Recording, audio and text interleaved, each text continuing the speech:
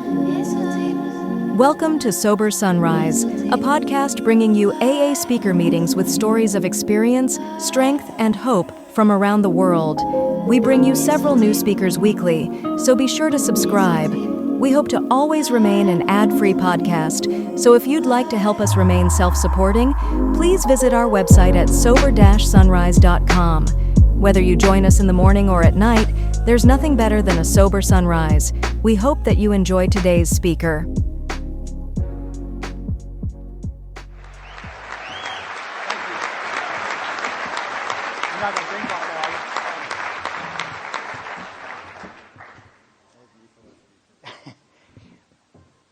See? It's not that the phone rings, it's just that they're so goofy, those ringtones. It's like, oh my gosh, it just freaks me out. My name's Chris Kramer. I'm a very grateful recovered alcoholic. And I probably look like some kind of a ghost here. It's bad enough I got to wear an eye patch, but I've got the stage lighting to go with it. We may levitate out of here before this is all over. Thanks whoever had anything to do with me getting here. Thanks for doing it. I love Phoenix, and I started speaking out here about 15 years ago, and I've had the opportunity to do it a few times. And yes, I know it's hot, but it's a dry heat. I know I've heard it all. And the architecture is gorgeous, and I got to tell you, the people are the absolute nicest. So thanks for letting me come out here. Some of the AA groups that I talk at, the fellowships that they're not as good looking as this bunch. I mean, surprise to some of you. I mean, even the ugly people are good looking. I don't know. This is great.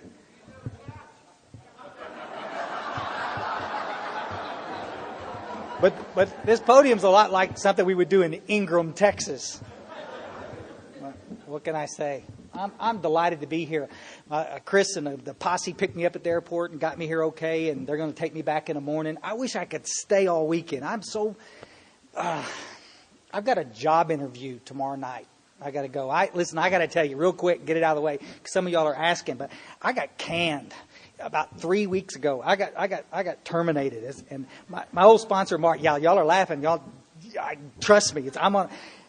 My old sponsor said, "Well, you ain't lived until you've been fired in sobriety," and I did the same thing. I laughed. I said, "Yeah, right. Okay, it's no big deal." But I owe amends to every guy I've ever worked with. I mean, I've worked with hundreds of men, and I've on the phone with a lot of people around the world. I get to speak, and and they lose their job, and they call me, and it's the same stuff comes out of my mouth. God's got something better for you, and all this, and and I am so sorry. I make public amends to every, because you got to come up with some better crap than that. You don't understand. I just lost my job.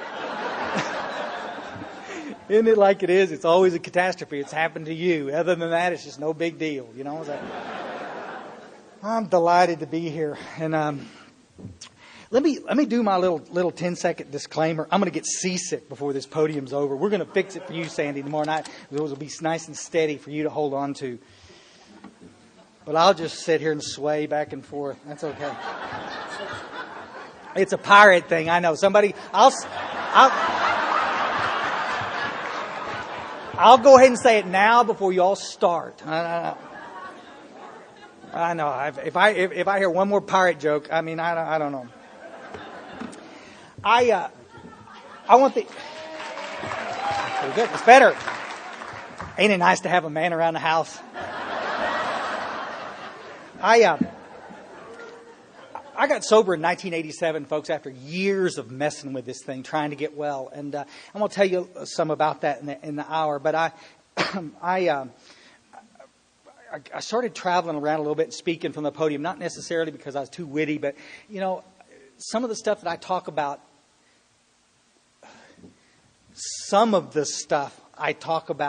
rings real true with some people, especially these little chronic relapsers that have tried 1,000 times to get sober. And so what I want to do tonight is the same as I do always, is I want to share a little bit of my story with you. And it's my experience, and it just, I mean, y'all look around this room, guys, we got lots of different people coming from lots of different avenues here. And the chance of you having the same experience with me, it's one of the things that drives me crazy in AA. Sit around the rooms long enough and you'll hear somebody tell your story.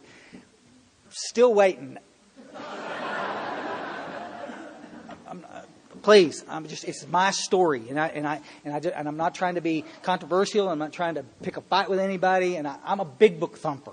Finally, in 1987, somebody understood the traditions, and they understood that the meetings formats could actually change. You mean something besides an open discussion meeting where you come and talk about your horrible day? Oh my God.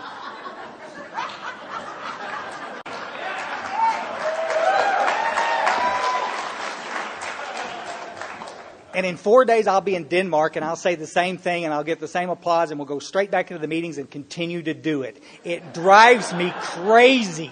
I just want to scream. But see, some of y'all in here really like those meetings. And if you can just go to 90 meetings in 90 days and you can stay sober and never work a step, how cool is that? Rock on.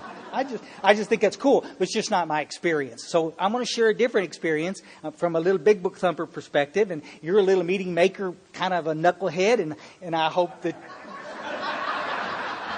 And I hope you go away soon, but we're going to have a good time. Just understand I'm coming from a little different spot than you are. Everybody, it's amazing to me how many times when we're speaking out there that people want to take exception with the big book thumper's perspective. I introduced myself on the podium, and I always have, because my sponsor told me, and he showed me in the book, you should, after the obsession to drink leaves, you should start introducing yourself as a recovered alcoholic.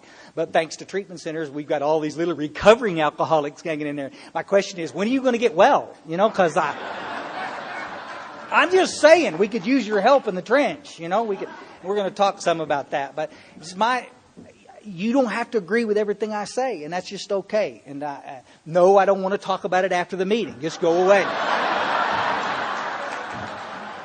I used to say that, and then you just come up and try to explain to me why we're always going to be recovering and we're always going to be sick, and I don't know why, because my counselor had...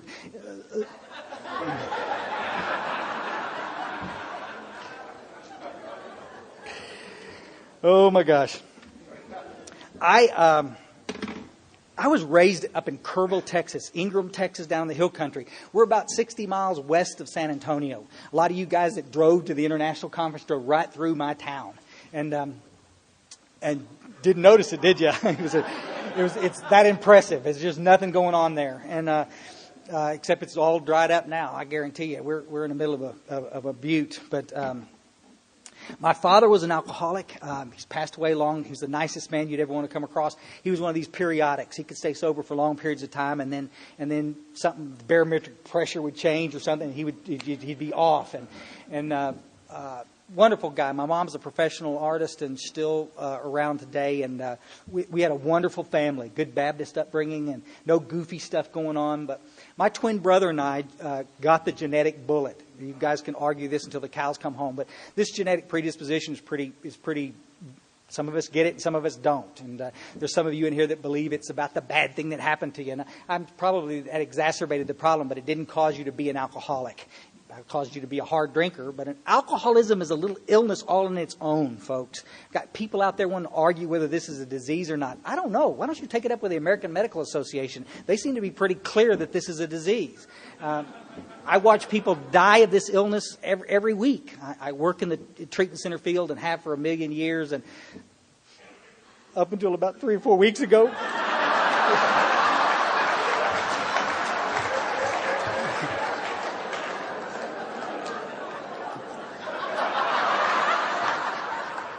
I have a long time. I've worked in that industry, and I get really.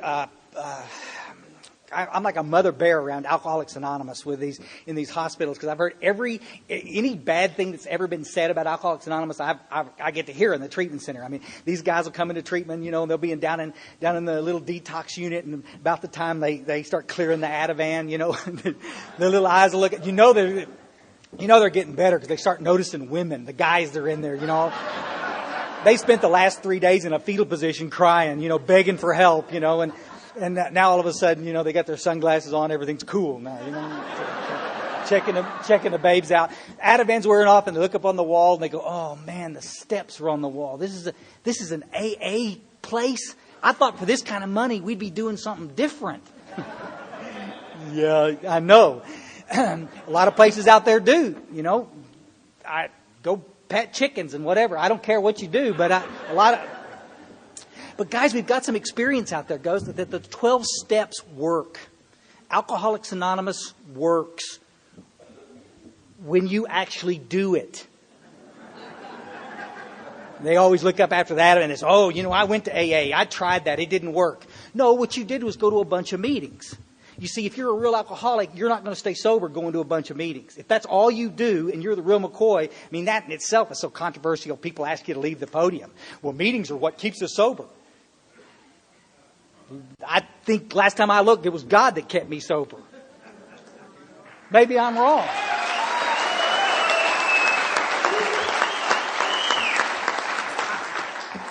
We had another 30X.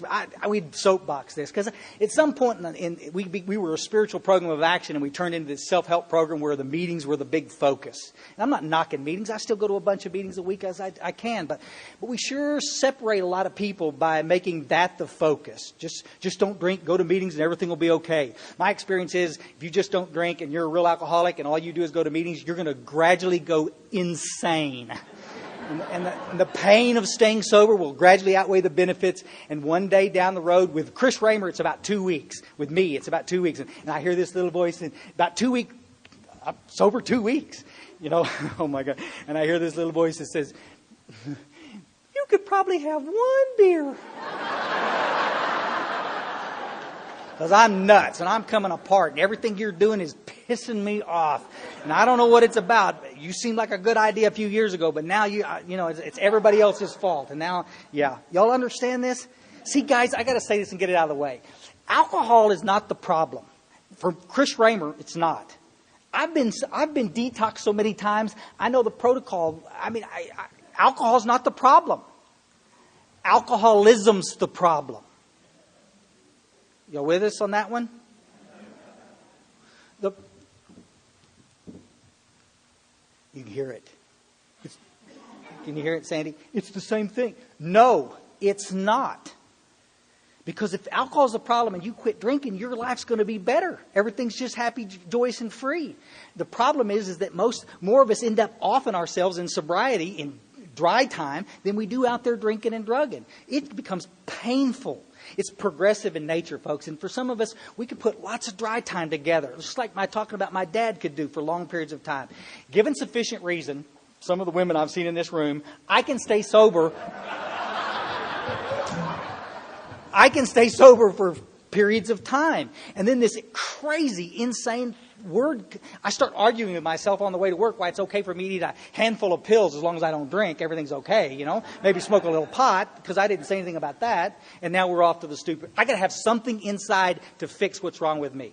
Have you ever watched people in Alcoholics Anonymous? Some of you guys, old timers in here that have been around for a little while. Have you ever watched people they laid the booze down and now all of a sudden they're picking up all this other stuff. We gained 300 pounds or we're hooked up to the internet porn or oh my God, the lottery, the scratch off tickets, oh my God. Why is it that we take our focus on to some of y'all got real uncomfortable when I started talking about that stuff. But I'm looking for something to fix what's wrong with me. And that's what I'm trying to fix is untreated alcoholism. That makes sense? My first attempt at alcohol. Thanks, Dad.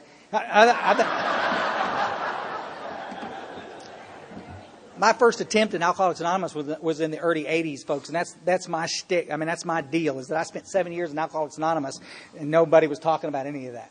And I left Kerrville. I left the hill country. Real back to the story. Fast forward. And I went to Houston, Texas. I wanted to be a cook. And 1971, January, the month that Bill Wilson passed away, I took my first drink. It was Boone's Farm apple wine. And can you feel the love in here? Come on. Like I said, I don't know what's in that. I don't think it's ever seen a grape, but it's pretty, It's the only thing I ever drank that got prettier when it was coming back up. It's like It's like lime green. Try it. Never mind. No.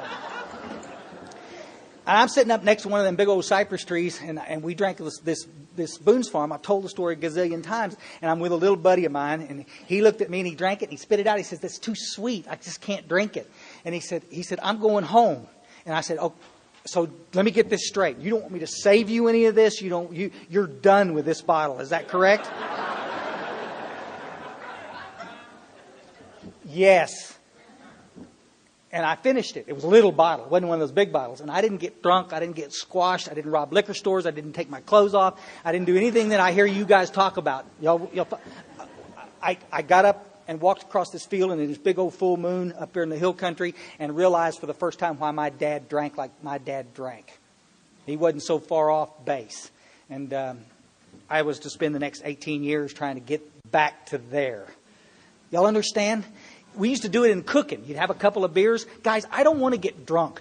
When I get drunk, I do stupid stuff. I fight with people that I love dearly. What I want to do is get right. And every alcoholic that's ever drank knows exactly what I'm talking about. You talk to people that don't know what they're talking about. They come into treatment. "Why do you drink?" "I drink to get shit-faced, man." That's a lie. That's not true. That's not true. Unless you're 17 years old, 18, maybe that's the case. But as you get some responsibilities, I don't want to get squashed.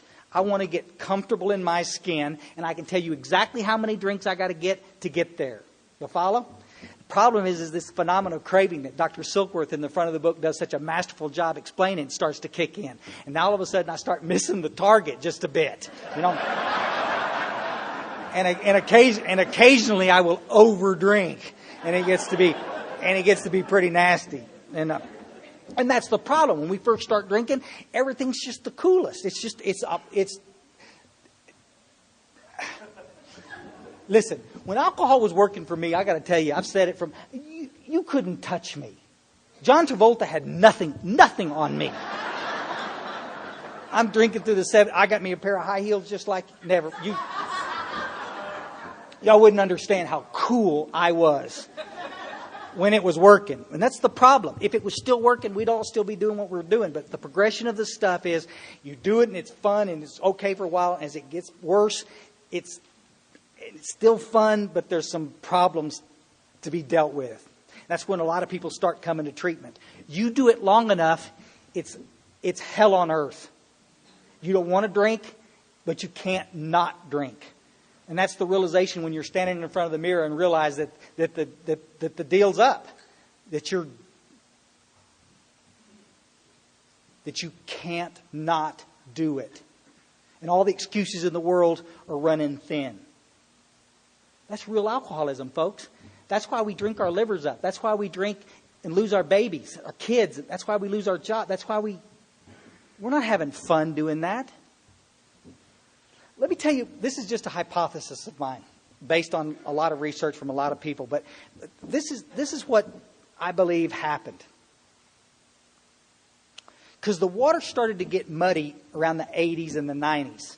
We had a pretty clear message for a long period of time. Bill Wilson, in his absolute wisdom, wrote this stuff down in the big book and got real clear about the spiritual program of action. He says over and over that perhaps a spiritual solution to the problem would work for you. And he talks about this God thing.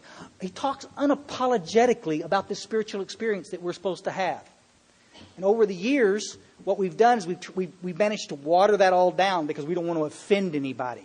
This is so not about religion. He was so open about this. You can believe in whatever you want to believe in, but you got to believe in something bigger than yourself. And for anybody to say opposite of that just kind of smacks against what Bill Wilson was writing in the book. In 1971, there was a piece of legislation called the Hughes Act that came down the pike, which allowed treatment centers to open on every street corner. There were like 7-Elevens. Every hospital in the country had a detox wing. And on the surface, that was a good thing because so many of us got well in that era, thanks to those treatment centers. But what happened was, in order to keep those beds open, what we had to do is we had to cast that big net out, and we didn't care if you were an alcoholic or an addict or not. If you kind of looked like one, and you had good insurance, back in the 80s, it didn't matter if you had good insurance or not. If you had any insurance, it would pay. Like slot machines, it would pay. So we'd scoop you up, and we scooped up real alcoholics and real drug addicts. I'm glad we got them in treatment. We also picked up hard drinkers and moderate drinkers and fruit cakes and nut cases and nut jobs and people that were lonely and didn't have anybody to talk to. And the problem is a lot of those knuckleheads are still here. They're the ones with their wonderful, listen, when you decide you're sick and tired of being sick and tired, you'll just quit. Just put the plug in the jug and everything will be okay. Rock on. I'm sick and tired of being sick and tired. I'm going to put the plug in the jug. My problem is I have a mental insanity called this power of choice that I've lost on page 24. It says, that tells me that I'm going to pull the plug back out. Even when I don't want to. But because you can put the plug in the jug, you think I should be able to put the plug in the jug. On my own power. Does that make sense? From 1935, when Bill Wilson and Dr. Bob got together, till 1976, with 36 years, we had our first 500,000 members of Alcoholics Anonymous. From 1971 to 1976, 5 years, we got another 500,000 into our fellowship. You know where all those people came? Right into our fellowship via the treatment centers. I'm not knocking that, how cool that was. But the problem is that the message has got so damn watered down because of all of that. Everybody putting their own spin on it. And I'm not knocking any of that. If it worked for you, great. I'm not complaining about that. I'm just saying you got to be careful, because if your message is different than what's in the big book, you're confusing folks.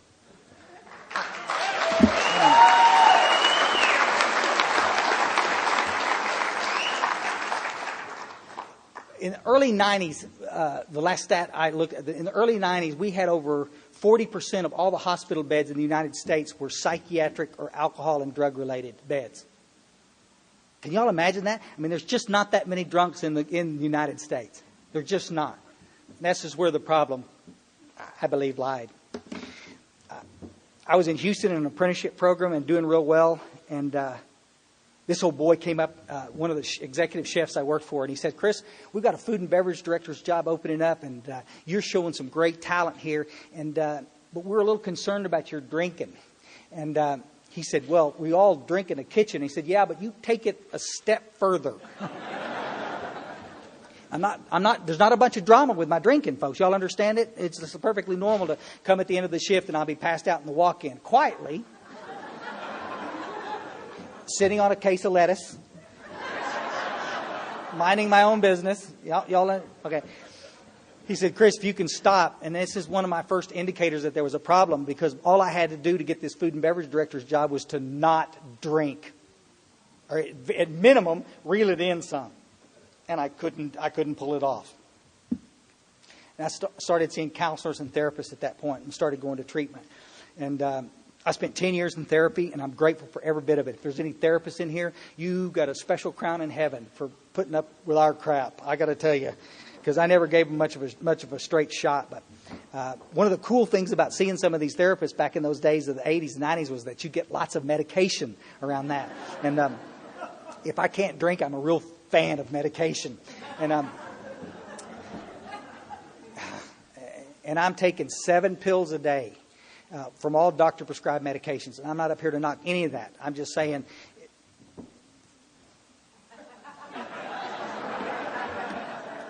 come on, guys. I'm not a whack job. I'm a garden variety textbook untreated alcoholic who needs a spiritual experience in order to recover.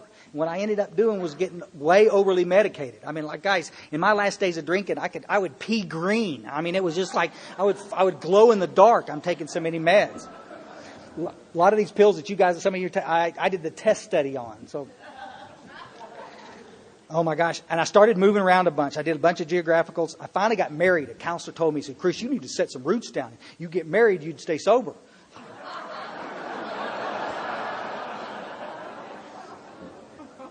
How'd that work for you? And I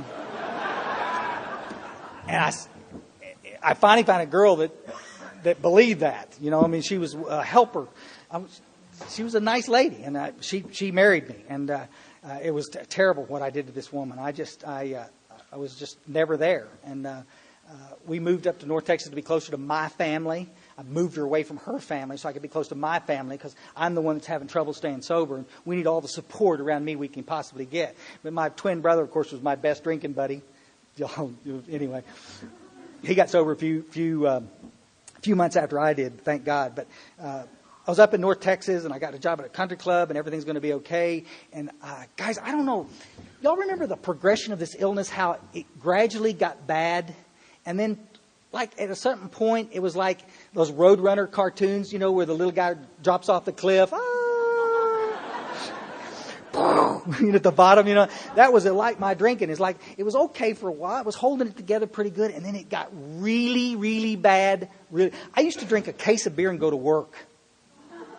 I mean, so did a lot of you.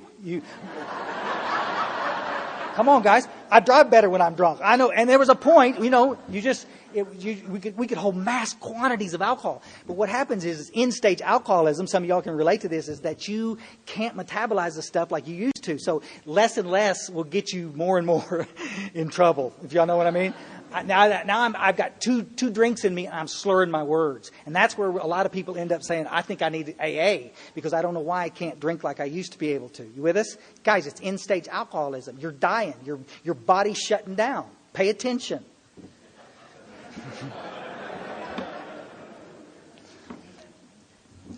I had a little domestic disturbance with this woman, and we ended up late that night. She said, Chris, what was this about? And I said, I was drunk, and I'm loaded on some other outside issues, and I'm a mess. And she said, you want this to work or not? And I looked at her in the face, and I told her that I would quit drinking. Just like I'd told that executive chef that I loved and respected so much. And with tears in my eyes. I get so sick and tired of hearing people laugh from the podium. If an alcoholic's mouth's moving, he's lying. That's not true. And it's disrespectful. That's not true. When I looked her in the face and told her I was going to quit, I meant every fiber in my body. I'm done. I'm not enjoying this. It's taken the one thing I love the most away. I'm done. I didn't understand that I didn't have the power to manage that decision. But the decision was made in good faith. It drives me crazy when a newcomer comes into a meeting and he picks up a chip and it's all embarrassed, and we sit there and we talk to him, and a few weeks later he's gone, and somebody leans over and says, well, I just knew the little bastard didn't want it. I knew he didn't want it bad enough. What? Well, my question to you is, did we tell him how to get well, or did we just tell him to keep coming back?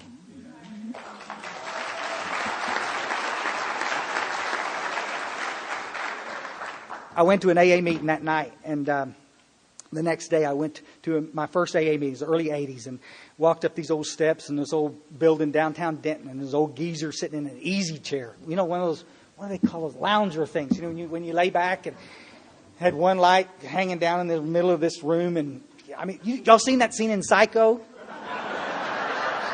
Y'all think I'm making this up. People email me, that was exactly that. He sat up in that easy chair, and it freaked me out. I had like an old guy. He said, do you have a desire not to drink today?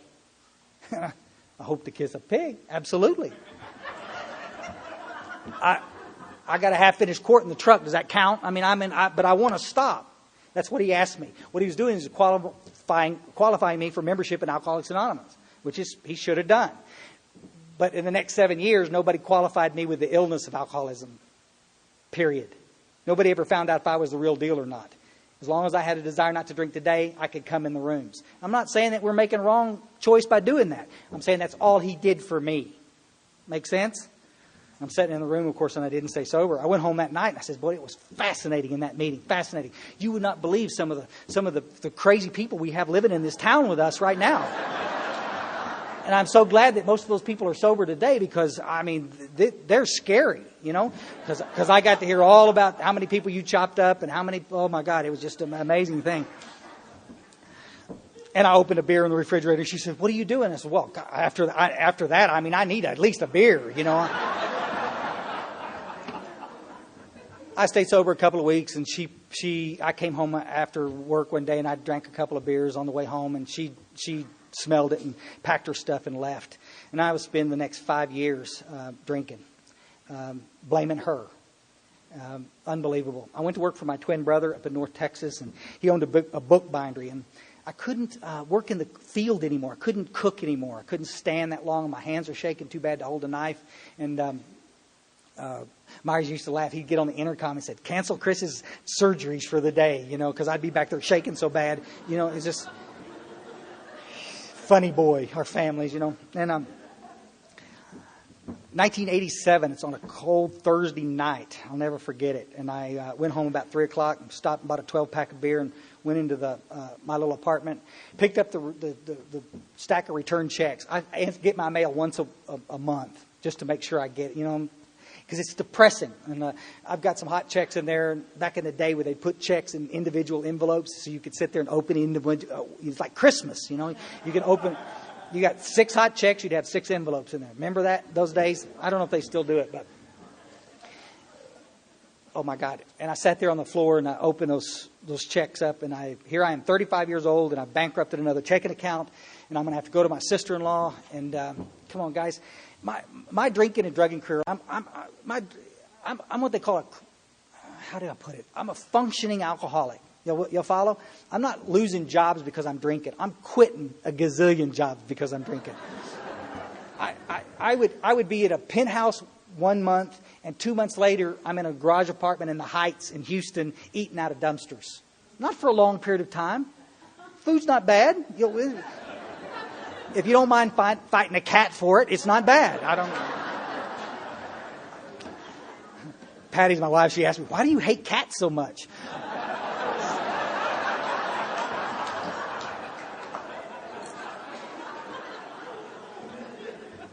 I tell you what, until you've sat in a hot dumpster, in the middle of the night looking for food and have a cat jump out at you, you don't know what fear is. Somebody came up after we was at someplace I was speaking. They says, "Oh, but they're God's creatures too."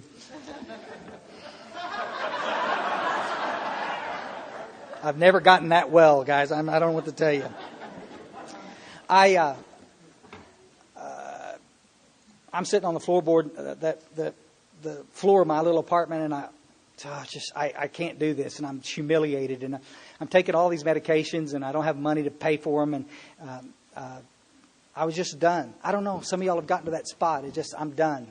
I've tried AA. I've tried therapy. I've tried treatment. I've sat naked in sweat lodges.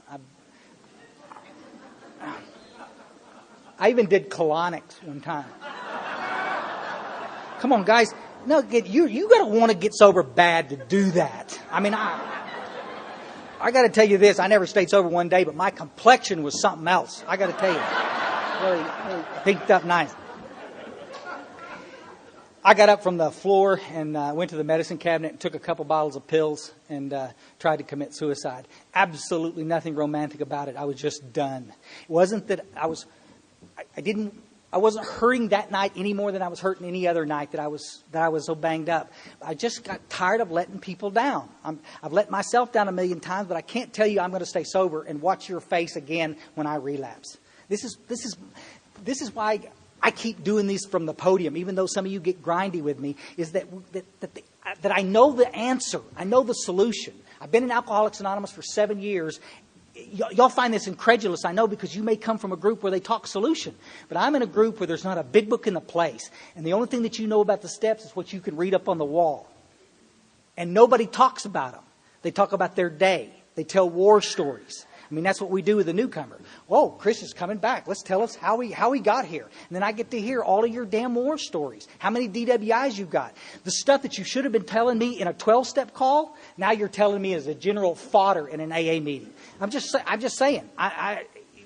There's nothing wrong with our stories. You better have one if you're going to be effective in this program. You better have a good one. You with us? Friday night from the podium, you better have one. And then in that 12-step call, you need to have one. If you're going to get any kind of contact with this newcomer, you need to tell them some stories, just what the book says. But why is it that we think it's perfectly okay to go in and waste our hour during the day, maybe the only meeting we get a chance to see this guy, to tell him one more story?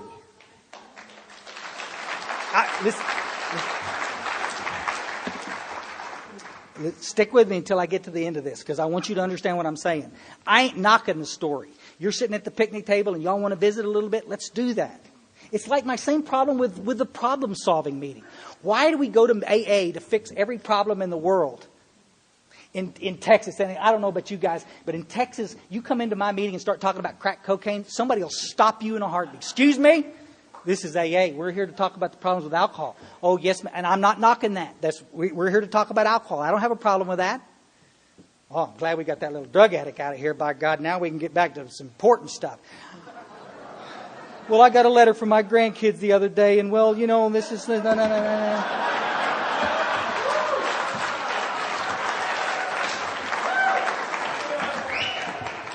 And the 19-year-old alcoholic sitting in the back, detoxing in my meeting, quietly gets up and leaves. Do I think you need to talk about those grandkids? You better believe it. Come before the meeting. Come after the meeting. Call me on the phone. Let's visit. Let's talk. Jobs? Let's visit about that. But if you think I'm going to take up an important meeting of Alcoholics Anonymous where we're supposed to be talking about the spiritual solution that's been given to us, talking about mine not having a job, you don't hold your breath. The fellowship doesn't stop at the end of the meeting. The fellowship goes 24 hours a day, 7 days a week. We live in the fellowship. I got buds all over the world I can talk to. Some of you in this room have been instrumental all my life, all my sober life. But I'm not going to take time in a meeting to do that because I'm supposed to be bearing witness to God's power in that meeting. People email me from all over. You think every AA meeting ought to be a pep rally? Pretty much.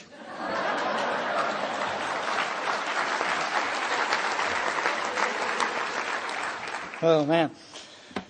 I got up in the medicine cabinet, took those pills, and about the time they hit my stomach, I heard a voice that said, don't do this, go back to AA. This wasn't a thought. Perhaps you should give AA another. This was a voice I heard. Guys, and it could have been the guy's vacuum cleaner. I don't know what it was. Don't do this, go back to AA. And because somebody always asked, it was a guy's voice for me. Some of you, it seems to be a woman's voice. I don't know. Lots of people hear that voice. Don't know. It wasn't a discussion. Don't do this, go back to AA. And I'm arguing with a voice.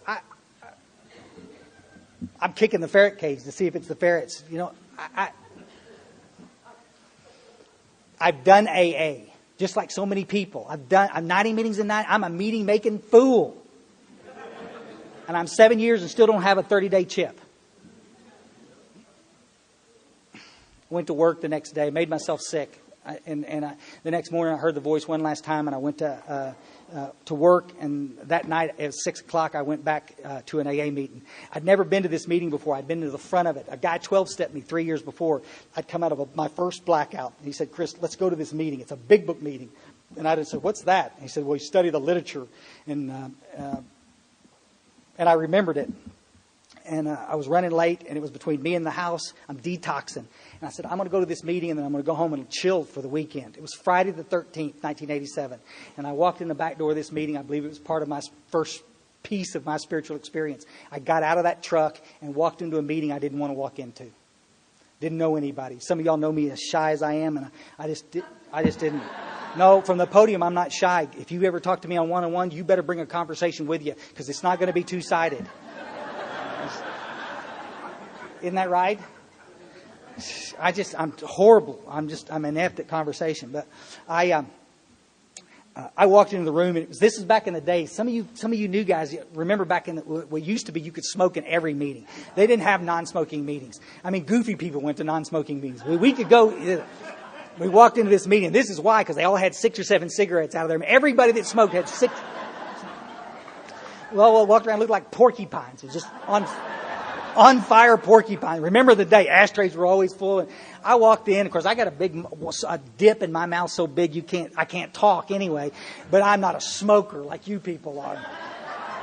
And I walked in, and everybody was smoking, and somebody laughed over there real loud. And there was a guy that was chairing knew me and said, "Welcome back," and I got so self-conscious. And I wish y'all could.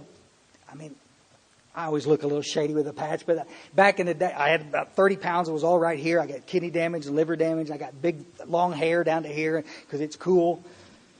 Oh, it's so nice. Big beard like Gentle Ben, kind of a beard, big like it. Always had food in it. Yeah. I was talking to Dan or one of the guys, and that was my big deal. They walk in and said, "Chris, when you first got sober, we didn't know if you were wearing an eye patch or an ear muff because it kind of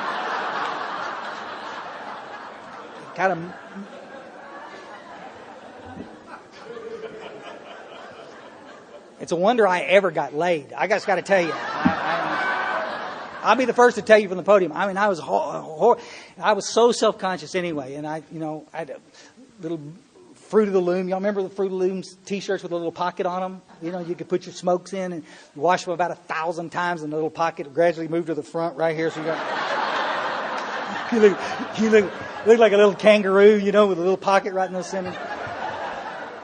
I'm living from paycheck to paycheck, guys, and oh my gosh! And I walked in and got real self-conscious, and I said, "I can't do this." I remember I can't do this, and I took a step back, and this little girl she swears she didn't sneak up on me. She snuck up on my blind side, and she hooked her finger in my belt loop, and she said, "Sit down, cowboy. You're not going anywhere." And she set me down in a chair. You with us? Come on. If it had been an old hairy leg boy, I'd have just shoved him out of the cowboy. I'm out of here. And I just. But this little girl is 19 years old. She'd been sober a year, and I got to watch her pick up her first year chip a few weeks later. And she said, "Sit down," and I sat down. Her sponsor had seen me across the room and couldn't get to me. And her sponsor had pointed to her and said, "Get him." All right, you can hear it now. But my sponsor said, "Men work with men and women work with women."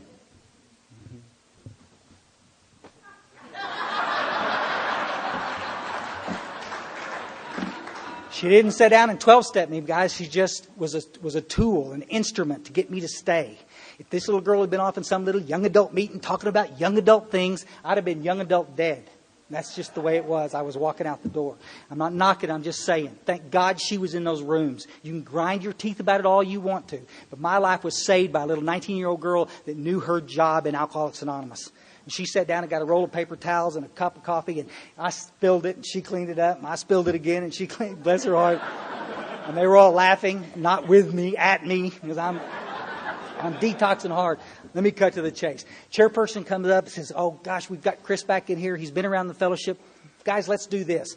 Let's share how our lives have changed as a result of working the 12 steps." See, he didn't say, "Let's tell Chris how we got here," because Chris doesn't give a rat's butt how you got here. I've been here 7 years. I know how you... Let me guess. You drank too much. Oh my gosh. Come on, guys. I don't want to hear another war story. Tell me, can you wake up in the morning and not obsess about drinking? I got to tell you guys, people are freaked out because they think anybody that's been to treatment knows all the answers to this. I got to tell you, so many people that come to treatment centers never get to hear a proper presentation of what the fellowship is really all about.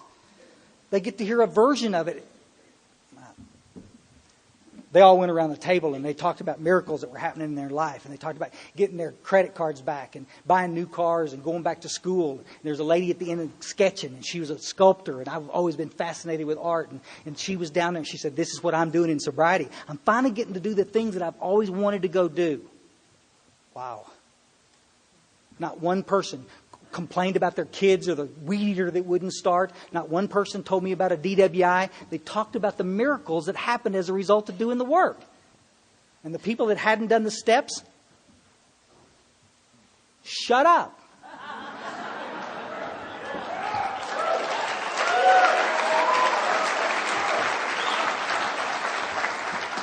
Don't you love it when these people do this nonsense? They come to the meeting like that. We're talking about the 4-step, and they go, "Well, I haven't done a 4-step, but this is what I think."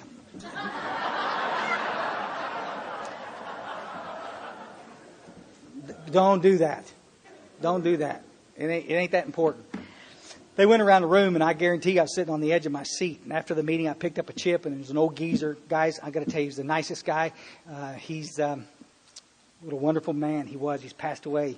But he got in my little face. He had them old glasses on like I got, like this. And he looked over him, and he had a big book. Old busted up big book. Y'all know the kind I'm talking about. Had duct tape around it. This one had actually been opened a few times. And oh my God. And he came up and he just asked, he said, "Chris, my book asked me to ask you one question." And I looked at him and said, "Bring it on." He said, "Are you done? Are you ready to do this?" I made some horrible mistake of saying, "Well, today I am." And he said, "That's what I thought." He said, "Chris, we're going to teach you if you want to. We're going to show you how to live life a day at a time. This is not about staying sober that way. You need to make a commitment. We're going to show you how to do this if you want to do this." And I said, "I'm willing. I'm ready." And he sat me down, and for the first time in 7 years, he opened the book, and it took him about 5 minutes to qualify me. Are you an alcoholic? Not a hard drinker, not a moderate drinker. He talked about the phenomenon of craving combined with a mental obsession. Have you lost the power of choice in drink? When you don't want to drink and you're detoxed, can you stop and can you stay stopped? And he qualified me, and for the first time he gave me a case of alcoholism. And I went, shit, I'm an alcoholic. Come on, guys. I mean, I've been walking around people telling everybody I'm bipolar, I'm manic depressive, I'm borderline schizophrenic. That all rolls off the tongue. You're not any of those things, buddy. You are untreated alcoholic. We're going to show you how to work the steps quickly. We're going to get you from point A to point B if you're willing. And the next day they were on my doorstep. They picked me up. They took me back to a meeting after much discussion. Because I was going to detox for a few days. Y'all ever done that? Come in with a head of steam. Now you're going to calm down a little bit. That's what kills us. Anyway, they came back and they got me, and we went in the back room after the 10 o'clock meeting, and we did a third step prayer. And they explained how the third step obligates me to share hope with a newcomer. And we did a third step. We went to lunch and came back, and they gave me a notebook and said, Chris, while you're home detoxing, why don't you start writing down the people you hate? And I said, I'm gonna put your name on the list. He said, that's fine with me. 2 weeks later, I've got a completed 4-step. These guys are showing me how to do the disciplines of 10-11. Daily inventory, a little prayer and meditation, and they're showing me how to chair meetings. For the first time in years, guys, these guys are telling me the straight scoop. Y'all understand? Guys, earlier we were talking about the mixed messages. Y'all need to understand. The big book says in those first days of convalescence, nothing will so ensure your sobriety as working with a drunk. Doesn't mean you got to take them through the steps. If you haven't been through the steps, you can't take them through the steps. But you can turn around and help somebody. Because the only way I can get out of my crazy little head, we all get here to Alcoholics Anonymous like a bunch of ingrown hairs, you know? It's just we're all turned in on ourselves. And the only way you're going to get well is to turn around and try to help somebody. Go make some coffee. Go get up, get your butt out of the chair and give it to the woman sitting next to you. Whatever you got to do. But think about somebody else for a change instead of just thinking about yourself. But we kill people. I don't know if y'all do it here. In Texas, we kill them by the thousands by telling them that you ain't sober long enough to do anything. All you need to do is just keep coming to meetings. I'll never forget the old geezer, ever forget one of those first meetings I went to up in North Texas. And he was one of those same guys that had one of them big books all busted up. And he came up after the meeting. He said, Chris, we're going to go down and have a hamburger and talk about the steps. You want to come? And I'm thinking, hot damn, this is pretty good, you know? And I said, yeah, I'll be right there. And the lady across the way, I'm looking over her shoulder, the guy's shoulder, and she's going, no. And I'm thinking, well, maybe I've got a molester here or something. Maybe this is kind of freaking me out. Because this lady was cool. She's all dressed to the nines, and I knew the lady, and I made an excuse to go. I got something else to do, and I went over to the coffee bar and I said, "Baby, what was that about? How come you didn't want me to go with it?" He said, "His heart's in the right place, but you don't need to worry about those steps right now. All you got to do is just keep coming to meetings, and every day you'll get a little bit better." See, some of you think that's perfectly good advice to give to a newcomer, but I'm saying, was she trying to hurt me? Absolutely not. But she almost killed me. She let me off the hook. Guys, I got to wind this down. You guys have been great. I want you to get really crystal clear with you what I'm trying to say right now. Because I love you and I don't want to lose you.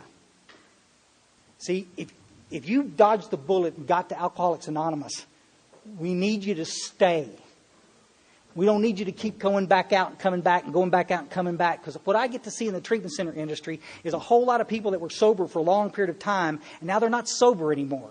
They succumb to a stupid prescription pad. They succumb to other stuff. There's two things that'll get you loaded, guys, in Alcoholics Anonymous. It's complacency and entitlement. Well, I'm sober 20 years. I don't have to do that anymore. You know, but that's not what my book says. I wish that was the case. It would be a hierarchy, you know. God, I'll be glad when I get 25 years so I don't have to do any more 12-step calls.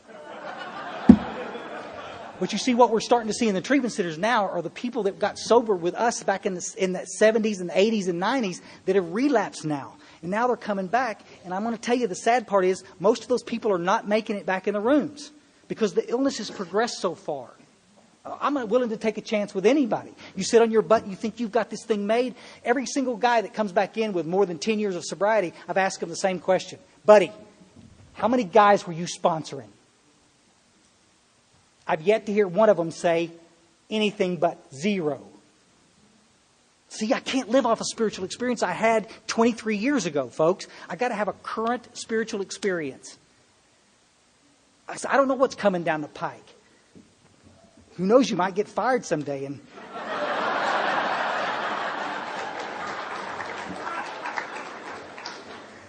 okay, but y'all understand it. You show me somebody that's making six figures and got a trophy wife and kids and beautiful and everything's like on there. It's easy to come into a meeting and be really spiritual. Show me somebody out there that's living from paycheck to paycheck and the kids are sick and life sucks and it's a bear. That's the person I want to talk to. Because you see, that shouldn't affect your outlook on life if you're spiritually connected. The problem is not drinking one day at a time. The problem is staying spiritually awake one day at a time. I think so.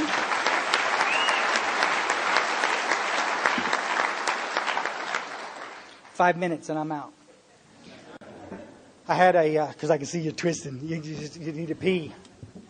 Blame it on the readers. I'd have been done already with that. I've said it from a gazillion podiums, folks, but it makes a lot of sense what we're talking about tonight. There's a lot of people out there that lose their zest for this fellowship. They come in and all excited about recovery, and then over the period of years, and they start to lose, the complacency starts to set in, and everything takes precedence over all the other stuff. And guys, I'm just telling you, folks, what we need you to do is get right in the middle of the trench with us. The cats that I'm talking, I used to ride competitive cycles for years. I was never very good. I've got lousy genetics, but I love bicycles. I love cycling. And over a period of time, I rode for years and years with guys in the program, and I'd never run a 100-mile ride. And then one day we decided that Chris Raymer and a couple of these other guys that we're going to finally nut it up and we're going to ride 100 miles. It's no big deal. It's not like you set the world on fire. You just do it. It's kind of like losing your virginity. There's not a lot to it. You just got to do it. And just kind of scary thinking about. So we set out from this parking lot in Kerrville, Texas, and we set out with this ride, and we head out. We knew it was going to get cold. We all had cold weather gear on, and we got out about, we must have been out about 40, 45 miles, and we're just poking along, easing, and this cold front hit. We knew it was coming, but we figured as the day was getting longer, it would also get warmer, and it didn't. It got steady, got colder, and we're dying out there. It got really lousy, and a bunch of the people left, and we ended up about 75 miles out. We ended up in this little store, and there was about 10 of us left. And a couple of people left. They got on their cell phone, and they called somebody to come pick them up. Now, I need to tell you, if I'd had a cell phone, there was nothing macho about this, guys. I'd have crumbled like a deck of cards. But I didn't have, there was nobody to call anyway. And so I was on the bike. I said, we're going to go back. And there's 7 or 8 of us that we're going to head off. We're going to go back. We only got 25 more miles to go. Here's a quick story. We headed out, and it was dark. Already it's getting dark. We've been at this all day long. We've eaten all of our food. We are exhausted. Here's what happened, though. Everybody got in this little ride, and we all said, we're going to finish this ride together no matter what happens, okay? So the hammerheads didn't lead off and then drop us weak guys. We all left together, and there were the guys that were pulling. Usually you trade spots when you're riding. None of that crap. These the younger kids, they were pulling the whole way. There was this one guy, I'll never forget, he had a flashing light. We called him Firefly Boy because he had a flashing light on his bike. I mean, we ridiculed this guy mercilessly because he had a flashing light on his bike. Thank God, because nobody could see us, the windows. There was misting out there. He rode the whole way in the back so the cars wouldn't run up on our butts. You couldn't see us out there. There's cattle guards in Texas, and every time we would hit a cattle guard, guys, at least one of us would fall. At least we'd go on the ground. Everybody would stop. Everybody would get off their bike. Everybody would help the other one get back on, and we went on. 25 miles later, we pulled into the sports center parking lot. Little odometer, click, 100. We put the bikes on the car, looked at each other, went inside, took a shower, got in a little sauna. Nobody's talking. We're just looking at each other going, huh? Because we've done this death ride. You all understand that?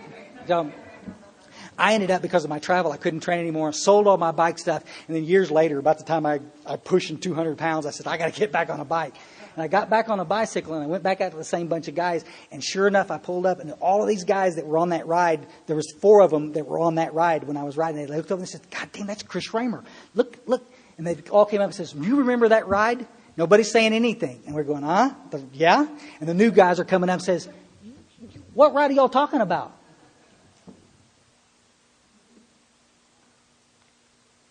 It doesn't matter. You wouldn't understand. Why? Because you didn't do it with us. Every little big book thumper out there that's ever had his hand handed to him because he's walking with a big book and reading out of the literature, I want to tell you, thank you for standing for something. Thank you for carrying a clear, unmuddled up message back to the newcomer. The ridicule that some of us take because we're carrying this message, absolutely breathtaking. And why would you take our inventory? Because you've never been in the trench with us. If you could just go to a bunch of meetings and stay sober, good for you. But you, guys, you don't know what it's like. You go to one of these H&I meetings, you go to one of these jitter joints, and you sit down across the table with somebody that's never heard of Alcoholics Anonymous. And you sit down with them, and you give them the clear message of hope. Tell them that you can recover from this illness. Watch their little eyes light up as you understand and you explain to them that they can work these steps in a few weeks, a month at the most, for heaven's sakes, just like the early guys in Alcoholics Anonymous, and that you can get well quick. And watch the hope come into their face. I guarantee you guys, if that would make you feel as good as sitting around the table, I just shut up and go home. This is the way to do it, folks. It's the newcomers, guys. It's the old timers. It's the people that we get to encourage along the way. Here's what I'm saying to you. We need everybody in this room. We don't need another Chris Raymer. We got one. We got another Tony. We don't need another Tony. We got one. John, we need you. Somewhere along the line, we've spent so much time in treatment talking about the consequences. I want to write a consequence list. All the stuff that I did. Listen, that's not who you are. That's not all the bad things that you did. That's not who you are. Just think from the time you got sober, how many lives have been affected just because you don't drink? Oh my gosh.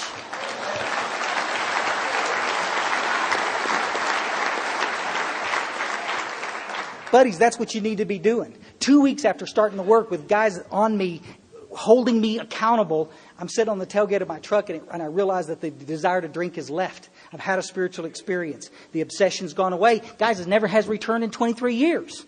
This is the real deal. This is the place where all the power comes together. This is it. But you listen to half the people out there in the meetings and it sounds like some kind of bitch session. We need to stop it and understand that this is the only game in town. The treatment centers are not fixing this. I'm not knocking them. I'm not. But these cats leave dry. They're going to get sober. They're going to come into a meeting of Alcoholics Anonymous, and I hope that you're there. Stop waiting for somebody else to take care of this. It's the hardest thing in the world to do, just to think that you could help somebody. But guys, you need to understand that's how this thing was arranged. I cannot believe the times I've been sitting in a meeting and had somebody coming over and I'm going, God damn, he's gonna ask me to sponsor him. I'm way too busy. I don't have near enough time to do it. He pushes me aside and gets to my little sponsee behind me. You know what does he see of him? I'm the circuit speaker. What? I don't know. Hey, wait. And that's how it works, is that we all get a chance to do that. Some people will hear it from me, as abrasive as I am. I crack them like an egg. And some people, you're a gentle, kind way. Just nice and easy. Just nice. And pretty soon, you got them hooked. And another life has been changed. For every one of you old geezers that have been around, thank you for staying. I'm going to tell you guys, I know exactly how to stay sober 23 years. 24 is a little vague. Don't know. For every one of you women especially that are staying sober and in the trench and sticking with us, thank you so much. Number one email I get from all over the world is from women looking for other women to do the work with. They can't find anybody to sponsor them. They can find lots of people that will go to lunch with them. They can't find women that can sit down and show them how to finish a 4th step. And I know this room is full of people that have done that, women that have done that. Thank you for sticking. Every one of you, we need you. Thank you so much.